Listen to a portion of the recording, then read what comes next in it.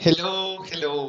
So basically, this video, I really recorded it, or at least I started to record it, but all of a sudden, OBS stopped working, and I was wondering why, what happened, and so on and so on.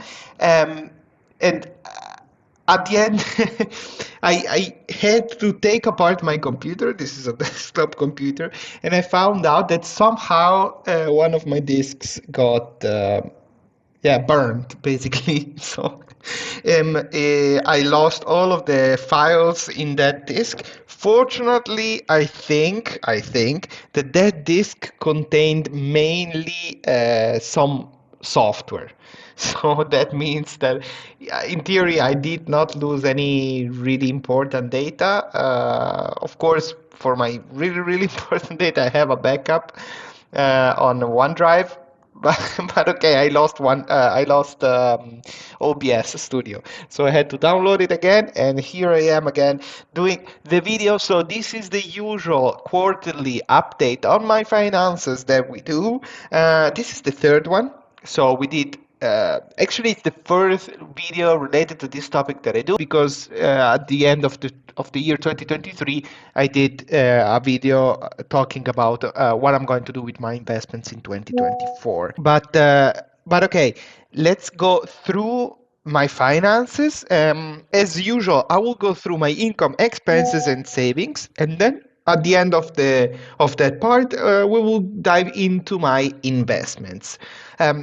But I know that for a lot of people, what it's interesting to see is the investments part, but I would encourage to pay attention also to the income, savings, and expenses, because the investment part is only the end, is only the goal. It's kind of the result of managing my income, my expenses, and then savings that are then transformed into my investments. But okay, enough talking. Let's go right into it.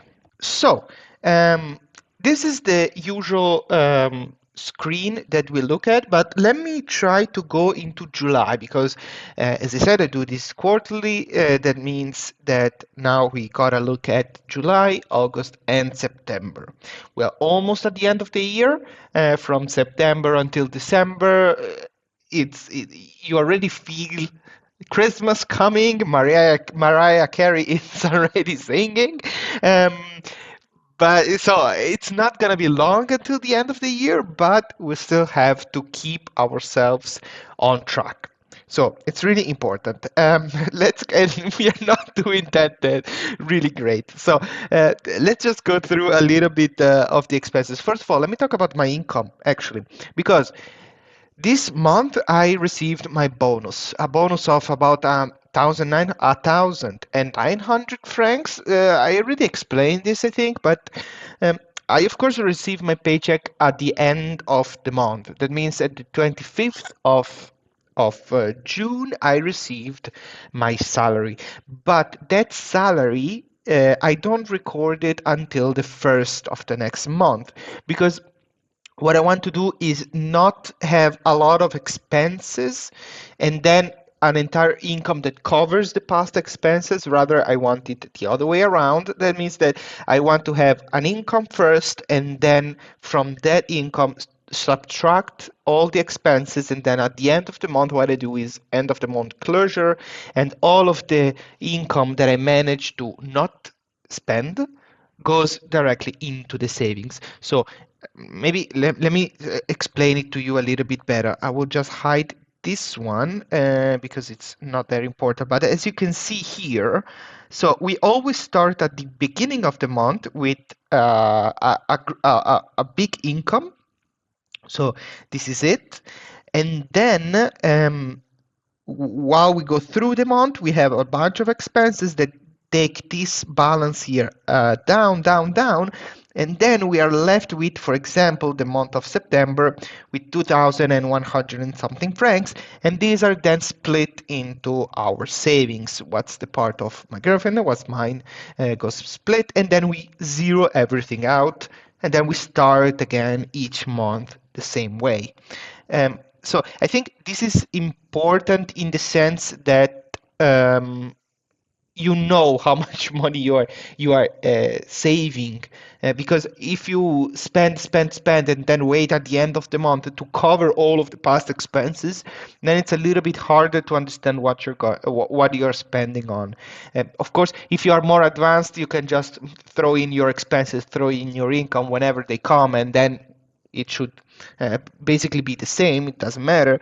But if you want to have a good eye on what you expend, where your expenses are, where you spend the most, and how much you spend in relation to your monthly income, then I think this way it's a little bit better. And I do it exactly because of that, because I want to see a little bit better each month how much I manage to save. And every month for me, it's zeroing it out and then starting from scratch. But okay, let's go now right into the expenses. We have first and biggest expense, fun and vacation for July. This is basically the flight tickets to Argentina. As I already said, I think the previous time in June, um, we are going to go to Argentina, me and my girlfriend. My girlfriend is already in Argentina, actually.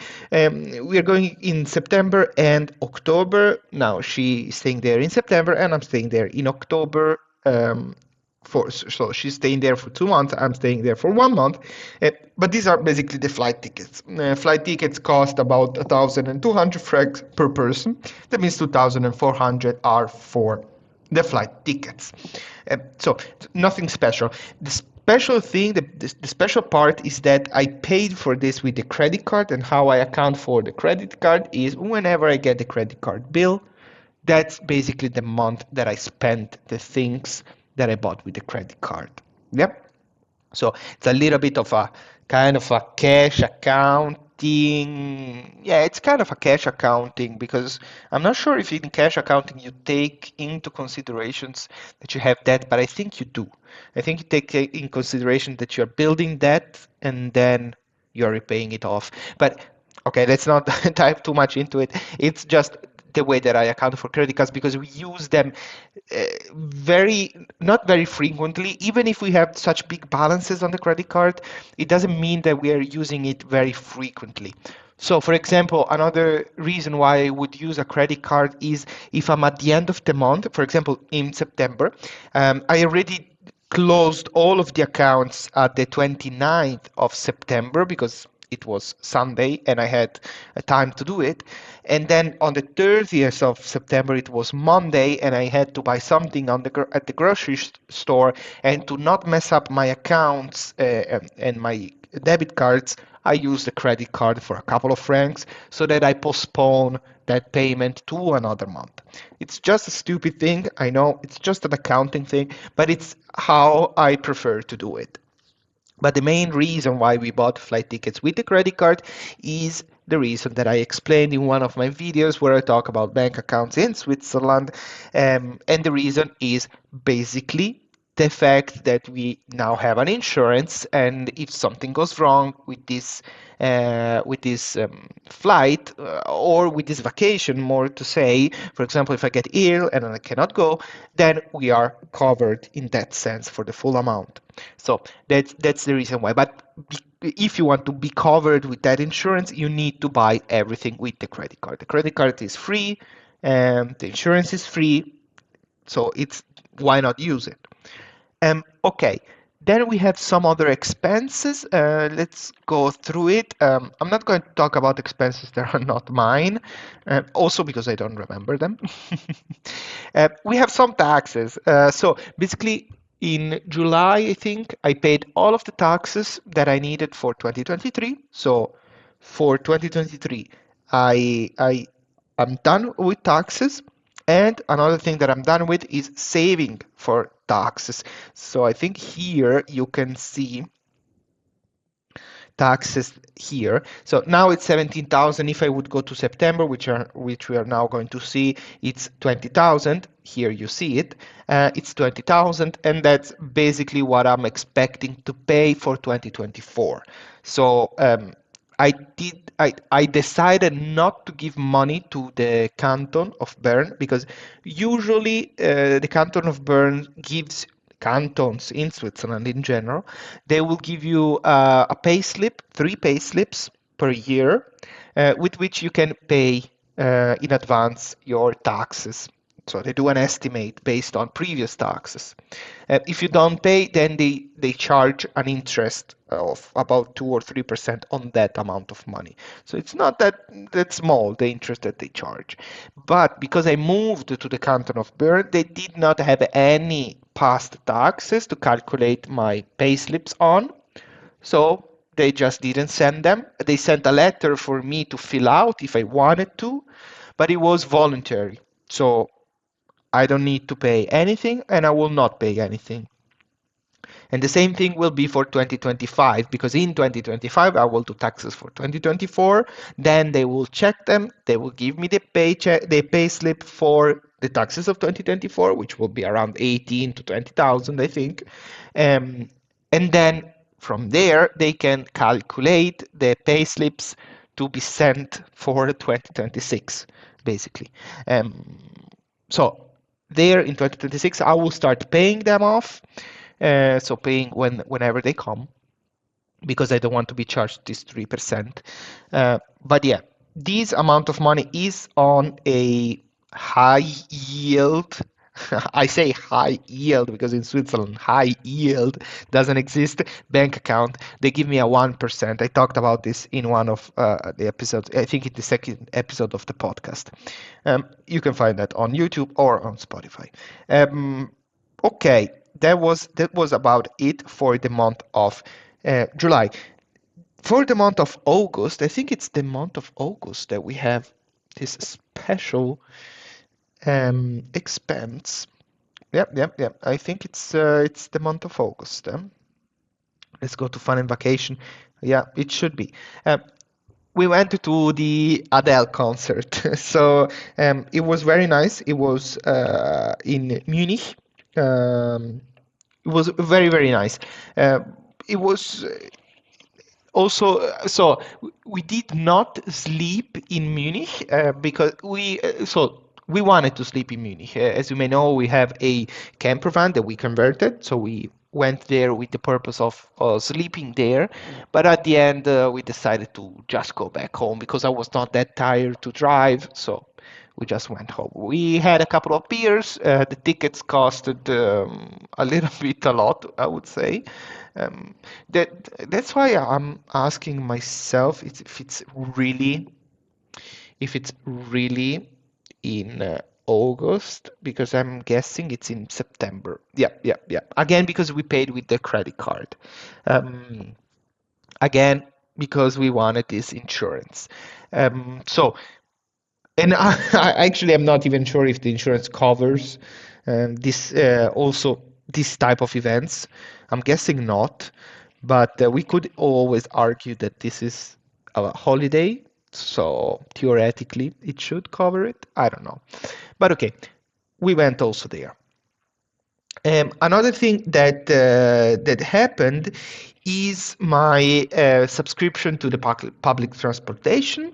So when you go from 24 to 25, so above 25 years of age, you start paying as an adult. I don't know, I don't feel like an adult, so I feel like I should pay like a young guy. But no, the public transportation system does not believe so. That's why they they now would ask me to pay about 800 francs per year for the city public transportation system, but I didn't want to pay that, so 2 days before my birthday, I bought the yearly subscription to the public transportation. Before I paid monthly.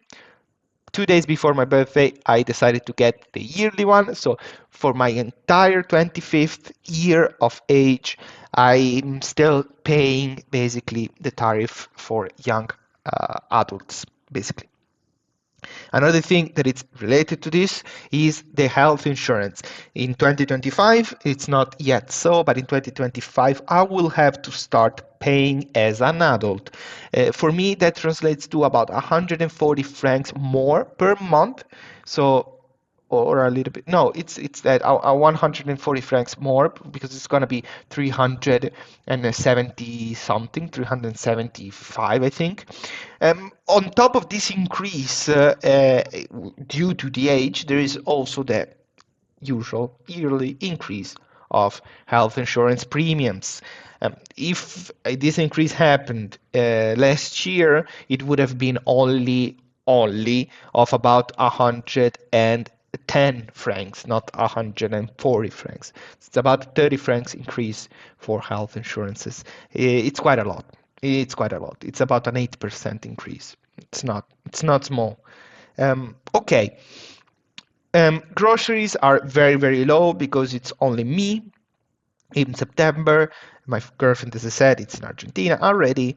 And that's about it. Another thing that I wanted to talk about is how I manage my motorcycle. I decided to change the way I manage the depreciating value of the motorcycle, and I decided to put it as an expense. Um, so before I was putting it just like an investment, but basically I don't want that because I can see the difference between the amount of money that I make because of investments and the amount of money. Where is it? And the amount of money that I make. No, it's in the drop line. Okay. As you can see here, gains from investments, maybe cumulative. Um, this is I track the amount of money that I make thanks to my investments, and I don't want the motorcycle to impact this number for two reasons. One, I don't think it's fair because it's a known depreciating value. I did not buy it as a proper investment, so I'm sure it loses value. And in this sense, also the reason why I'm putting it into the expenses. Um, and another part is that I'm using it. And the reason why it depreciates, other than being old, it's because I use it. If I did not use it, it would not depreciate that much. So it's for me, it's like whenever I use it, I'm kind of taking away some of that money. It's like when you rent a motorcycle or a car, you do not put that amount of money that you spend for renting into losses from investments. You put it as an expense. And that's the same logic that I'm using for the motorcycle. It's like I'm renting it from myself. And so this is a reason. And also, as I said, I know that it's a planned investment where I know it's going to lose value. So it has nothing to do with an actual investment where you do not know how much money you're going to make. There is an uncertainty in investments, an intrinsic uncertainty in investments, and there is no uncertainty when it comes to motorcycles. If the motorcycle should appreciate beyond the value that it should, I should sell it, and I should sell it more than the value that I calculated. First of all, I will see what's the big difference, because if it's a really big difference, then it probably means that I made a mistake and I can adjust it. But if it's decent difference, then that becomes gain from investments. If I sell it at a price that is lower than what I planned, what I depreciated to, then it's going to be a loss from investments, because that's the uncertainty part, of owning the bike. But what it's not uncertain is that it loses value. Okay, so that's why I now have another section, amortizations and depreciation. And then each month, as I said, I depreciate it by 5%. As I already said, I know this is a lot, usually should not be like that, but I want to depreciate it very, very, very quickly to about 50% of its value, so that then I can stop depreciating it. And I kind of want to punish, in some sense, myself for buying the motorcycle because it was kind of, yeah, a toy expense, let's say. And I want to, as I said, a little bit, not punish myself, but understand how much money I'm taking away each month because I have to depreciate my motorcycle, because I bought the motorcycle. Okay, so that was about it. So when it comes to the savings rate, I see that my savings rate now got a little bit stable. This is mine, this orange line. I see it's a little bit stable. It's between 30 and 40%, which is not bad, but I would like it to be more on the 40% side. As you can see here dotted, you see the 6 month average. I would like the 6 month average to be a little bit on the 40% side. Now it's always under 40%.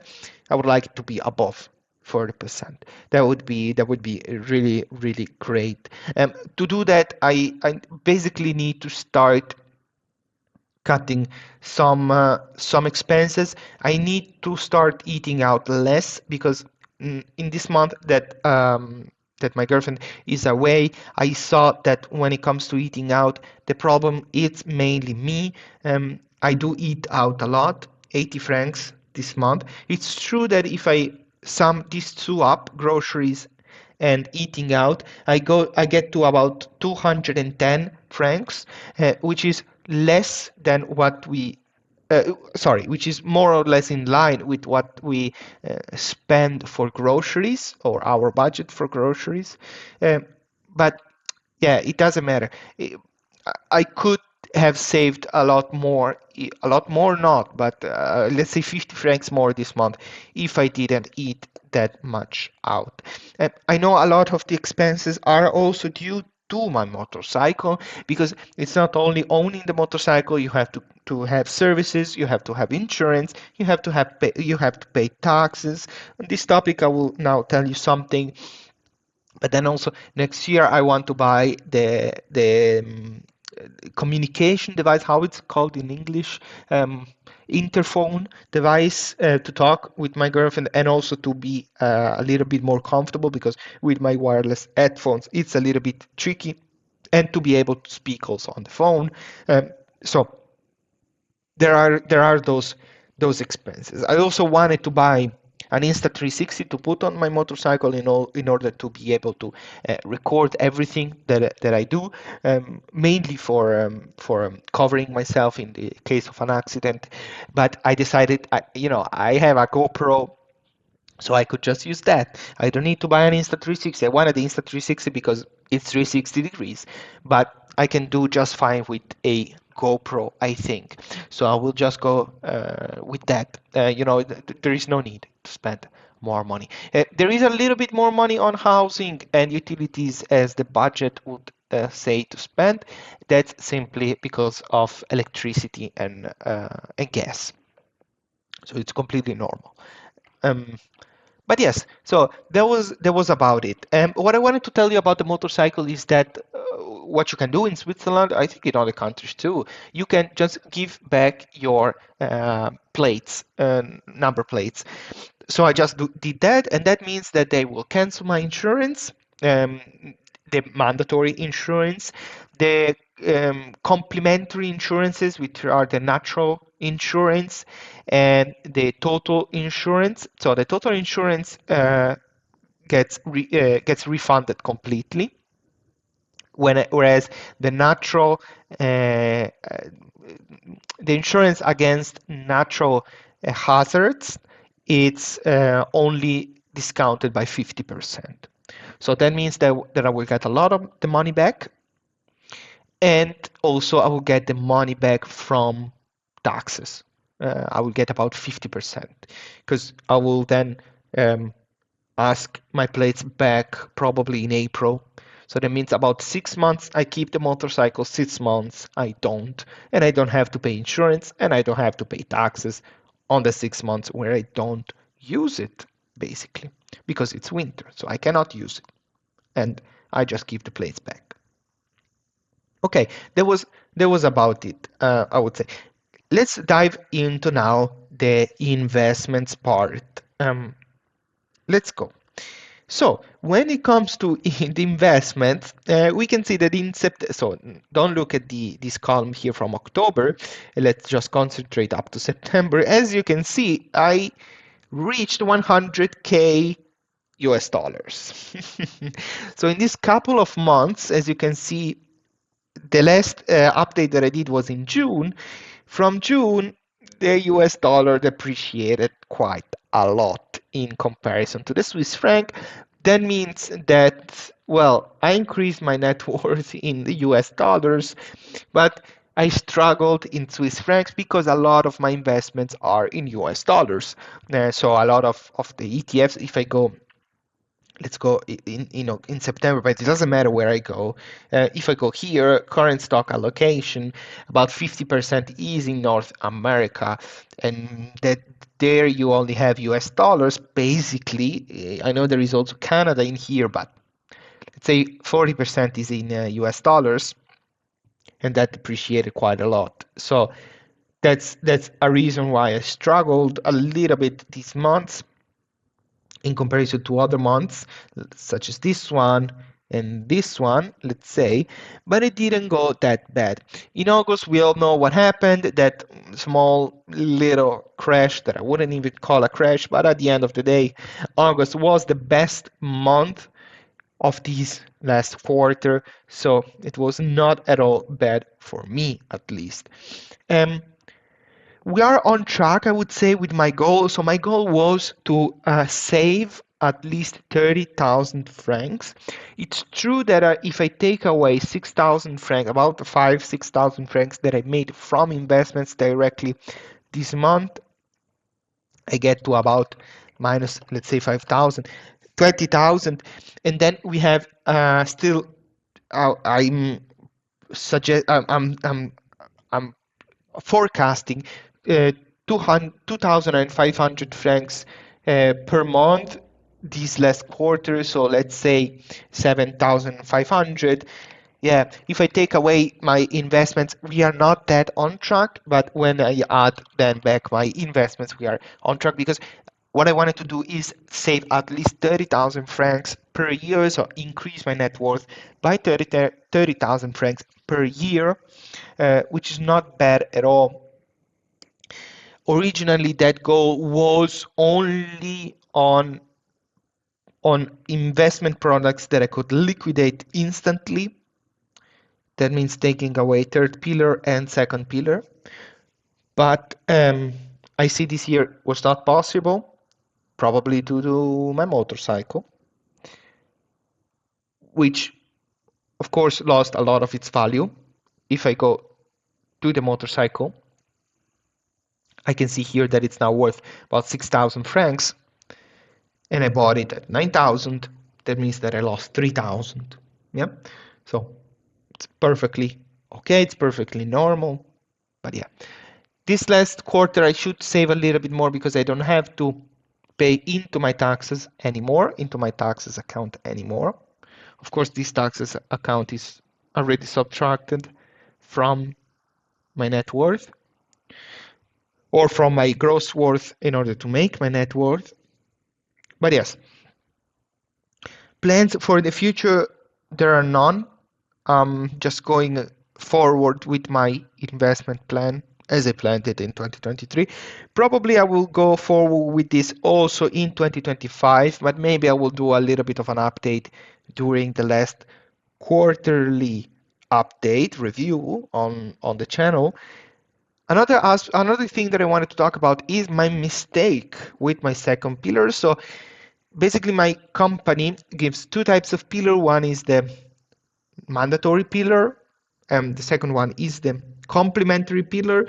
I thought that the complementary pillar was for everyone, but then I said I would many times, but then I finally asked, and no, the complementary pillar is unfortunately only for people that earn more than 124,000 francs per year, and that's certainly not my case.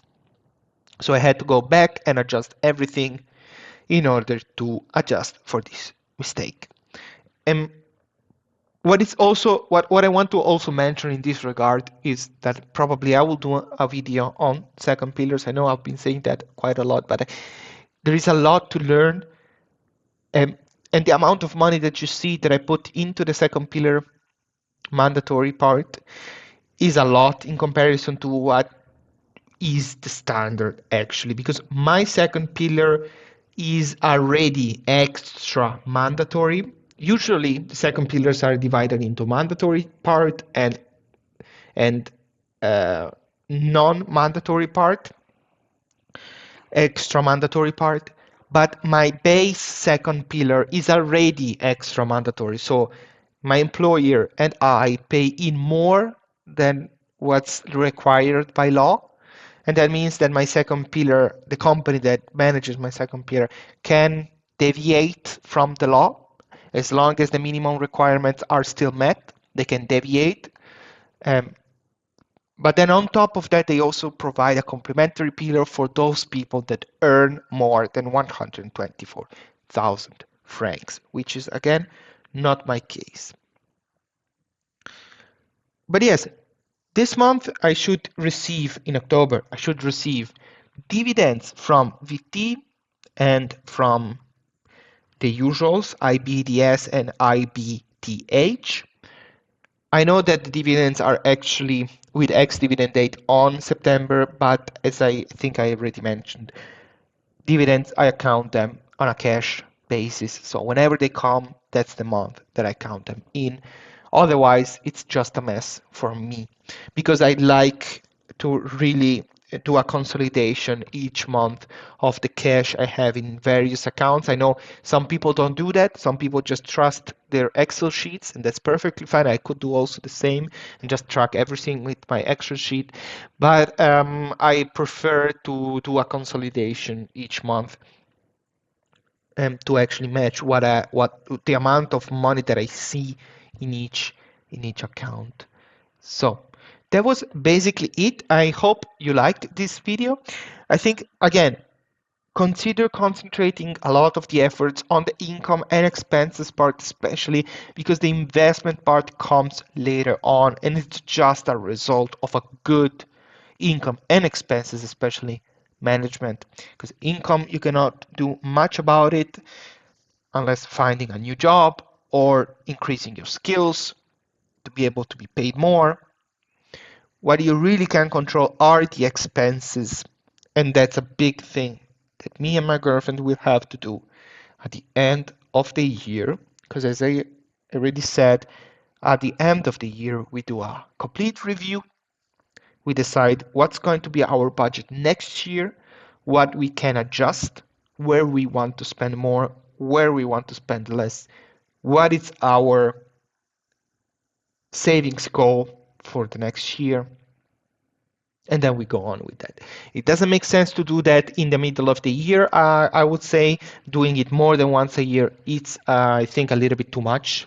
It's not necessary. You can do that just once a year. So I would just suggest doing the same. But yeah, we will see. We will see at the end of the year. Again, as I said, I will do another review, and there we will check together what we have decided, how we're going to go about it, and yeah, because there is a lot of adjustment to do. This is the first time that we actually keep track of our expenses in this really detailed way to the cent. So there is a lot of things to adjust. As you can see, every month we go above the budget. Every single month we go above the budget. If I would go into total year, you would see, okay, now inside this, we don't have October in the tracked part, but we do have it in the budget. Um, or and also I should say in the budget we have the entire year, but okay, even looking at the budget for the entire year, we are already above the budget for many things, and we're not even at the end of the year. This is something that I already discussed in June at the mid-year review. But yes, I will talk to you soon.